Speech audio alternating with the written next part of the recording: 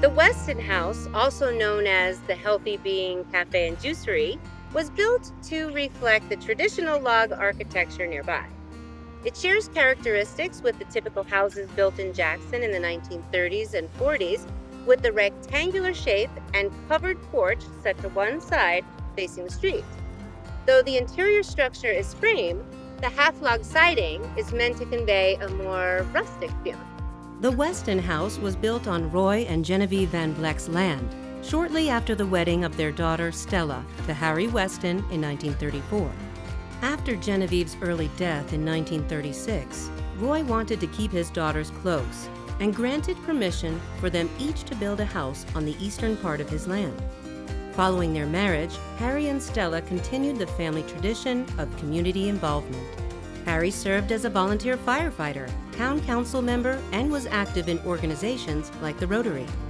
He shared his father-in-law's interest in conservation, dedicating over 5 decades to what was then known as the Grand Teton National Park Natural History Association.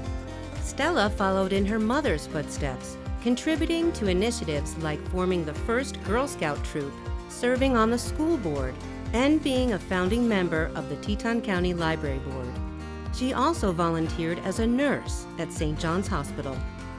The eventual subdivision of the Van Vleck land into 4 lots was reflective of Jackson's transition from sparse agriculture to modern town site in the 1940s. The Westons continued to reside in their home until 1983. In the 1990s, the block saw a shift from residential to commercial use in the conversion of the Van Vleck Weston buildings into businesses.